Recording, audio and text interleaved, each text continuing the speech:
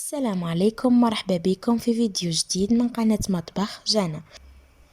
اليوم رايحين نديرو خبزة محشية بشكل جميل، حجم عائلي، هشة وريحتها لا تقاوم. رايحين نبداو بالعفاخس. العفاخس فيها الزيت، بصل وثوم، سكرفجين، نقليهم مع بعض.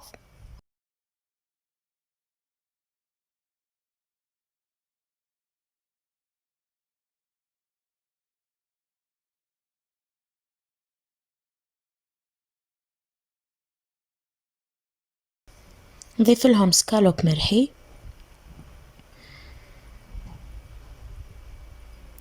بعد ما يطيب شويه حنديرلو فلفل اسود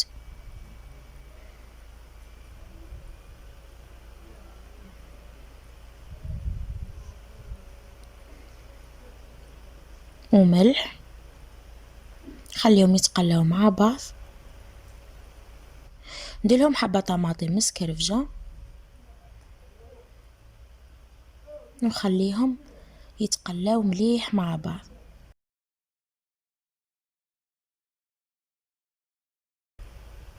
بعد ما يتقلاو نطفي النار وندير لها الحشاوش او المعدنوس ونخليها بجنب. رايحه ننتقل للعجين. العجينه فيها كاس حليب، انا استعملت فنجان الحليب مع كاس زيت، تقدروا تستعملوا اي كاس باي حجم. راح ندير لها حبه بيض،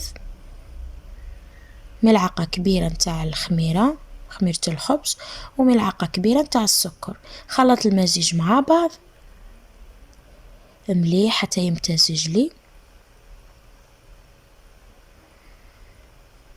من بعد رايحه نغطيه ونخليه يتفاعل مع بعض حتى يخمر.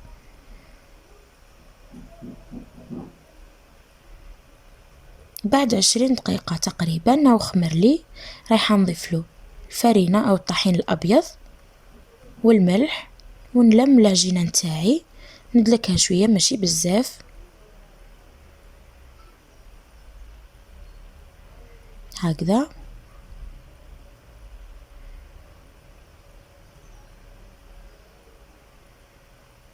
ونخليها تروبوزي. من بعد ما طلعت لي الخميرة بعد نصف ساعة الى 40 دقيقة، حنهبط الخميرة شوية ونرش الطحين الابيض ونبسطها على شكل مربع.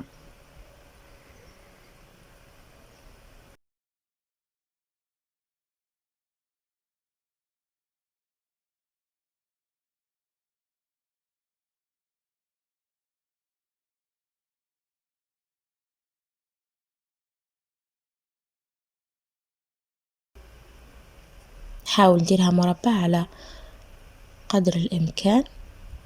نحي الاطراف ونبدأ من المنتصف ونقطع شرائح رقاق هكذا.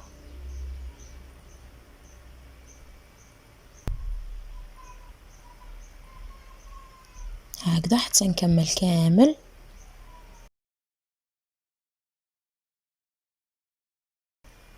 من بعد رايحة نضفرهم ضفائر، يعني ضفيرة عادية،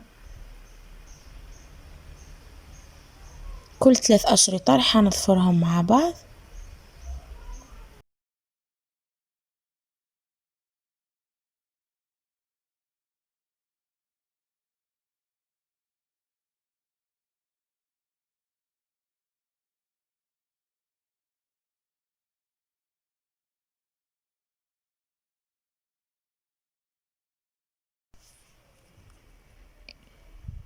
هكذا حتى نكمل كامل ضفائر.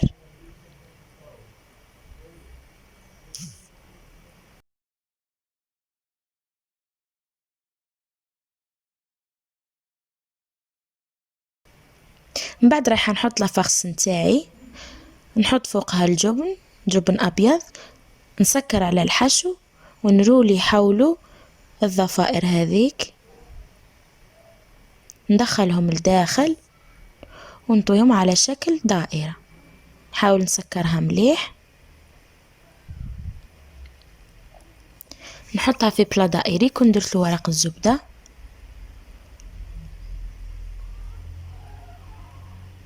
هكذا.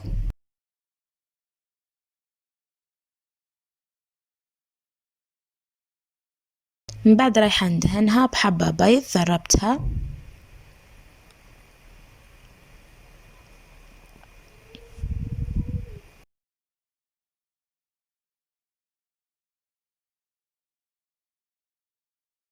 وندير لها السانوج او الكمون الاسود.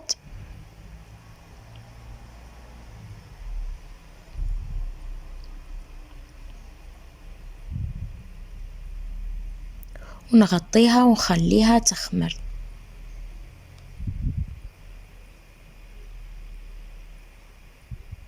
هذه هي بعد ما خمرت.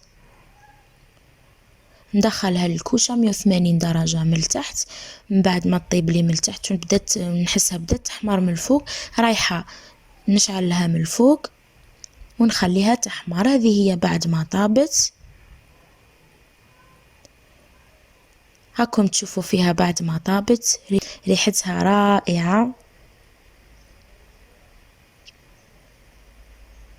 هذه هي الوصفة نتاع اليوم، خبزة محشية بشكل جميل مناسبة للشهر الكريم.